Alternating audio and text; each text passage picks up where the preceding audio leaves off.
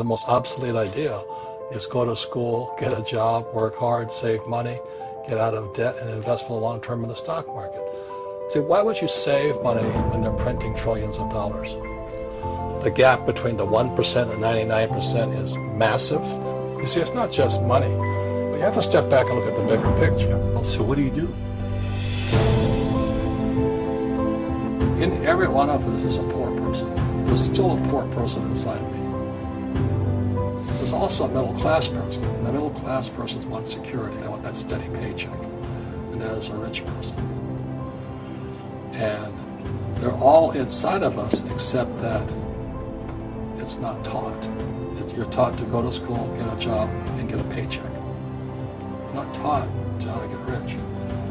If you read Rich Dad, Poor Dad, my rich dad refused to pay me. He said the paycheck was one of the most damaging things you could take in your life. He says the moment you take a paycheck, you're an employee. And that's the mindset. So my rich dad never paid me. It drove my poor dad, government employee, nuts. You gotta pay people, you gotta pay people. And Rich Dad was not saying that the paycheck was bad. He says he didn't want to be a slave to money. So as an entrepreneur, if Rich Dad folded, I just started another company. I don't need a paycheck. I don't need anybody to take care of me. If my government doesn't like me, I move to another country because they need entrepreneurs. Mm-hmm. So the entrepreneur is not so much the business. The entrepreneur is really the mindset and the skill sets and the different set of rules. You see, I don't operate, small business does not operate in the same rules as big business. Entrepreneur is a mindset first, a skill set, and rules. And depending upon whether you're an employee or a small business, mm-hmm. the rules are different. The mindsets are different, the skill sets are different. Instead of get out of debt, I get into debt. I just refinanced $300 million in debt. I went from 5% to 2.5% interest. I made a fortune. Every month, more money comes in because my cost of money has gone down. So while some financial experts are saying get out of debt, I'm saying learn how to use debt. See, when I came back from in Vietnam in January of '73, the first thing my rich dad said to me was go to school to learn how to invest in real estate. It wasn't real estate, it was how to use debt and taxes. Debt and taxes make the rich richer. Debt and taxes make the poor and middle class poor. So all the rich guys who are doctors or lawyers or, those guys, they're getting creamed. They don't know why. Doctors are getting creamed. Oh yeah, they're making more money, but the take home is less. Sure. My doctor just yelled at me. He's happy. He says, "Oh, guess what? I finally made $1 million." And I said, "Yeah, this was just 3 weeks ago." And so I said, "Yeah, well, how much you pay in tax?" He says, $750,000 in taxes. So his net was about $400,000. That's not bad. But when I make $1 million, I keep $1 million. And the reason is because I don't make it by working for money. See, if you work for money, you're taxed. So that's why lesson number 1 in Rich Dad, Poor Dad is the rich don't work for money. What we do instead is we create businesses as entrepreneurs. We acquire real estate. I don't invest in the stock market. So the reason is because as entrepreneurs, I have more control over my income, how much I make, and how much I pay in taxes. And because I'm an entrepreneur as well as an investor in real estate, I pay 0 tax. So every time I make, let's say, $1 million as an entrepreneur, I immediately invested in real estate. I have a 4-to-1 step up.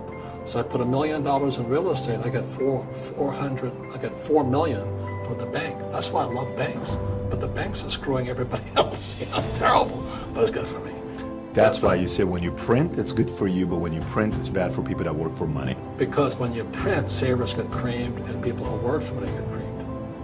When they print, debtors get rich. You see, debt and taxes make the rich richer, and debt and taxes make the poor middle class poorer. So when we have obsolete ideas, we get obsolete results. So what's happening for most people, the idea of going to school, getting a job, working hard, saving money, getting out of debt, buying your house because it's an asset, investing for the long term, is obsolete. The world has changed. The world changed in 1971 when President Nixon took us off the gold standard and money became debt. Today, the banks are charging you interest to save money. In other words, the banks don't want your money because they've printed too much of it. And that's why there's this bubbles in stocks and bubbles in real estate and all this. People are dumping the cash. Because as I said in here, savers are losers and cash is trash. And yet people, well, I want a high-paying job. Well, that's an obsolete idea. Get out of debt is an obsolete idea. You should learn how to get into debt, how to use debt to get rich, and they'll never teach you about taxes. The reason the 1% is way up here and the 99% are going this way is because when you print money, two things happen: inflation and taxes. It's crushing you. And any entrepreneur thinks, I'm just going to make money, I'm going to start a business and make a lot of money because of what we talk about. They really have got to smell the roses, man. You know, that's not what the real entrepreneurs are doing. Most entrepreneurs, there's 28 million small business owners in America. 24 million are one-person entrepreneurs. They're called non-employee entrepreneurs. So and that's what happens is when people don't really understand what an entrepreneur does. So most people are self-employed, but they're not really entrepreneurs. The self-employed pay the highest taxes of all, and nobody tells them that. Yeah, it's also called the entrepreneurial spirit. But what we were actually talking about was there's no such thing as a bad economy.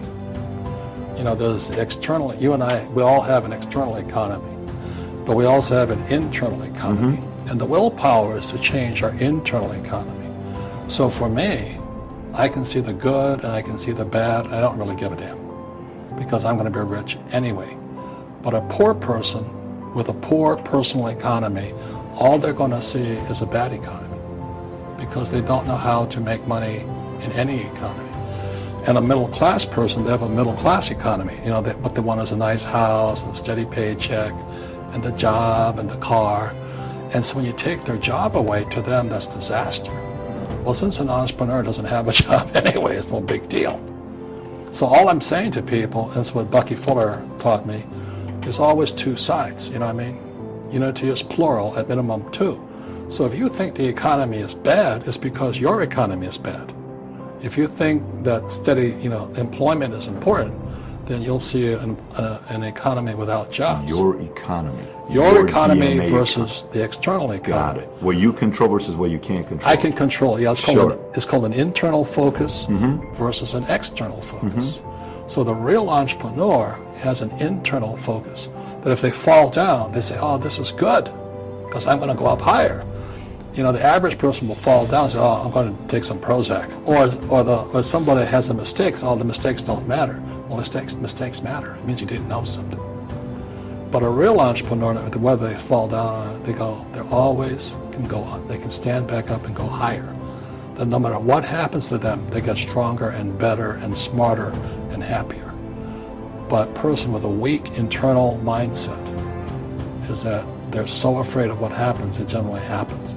Like, people who are afraid of losing their jobs, they generally lose their jobs. You know what I mean? Yeah, no doubt. So everything comes through you. Yeah, so the entrepreneur first job is to control inside here, not outside there. And that's why my rich dad never gave me a paycheck. He says, the moment you take that paycheck, you're an employee. You've got to be stronger than that. It's about inside control.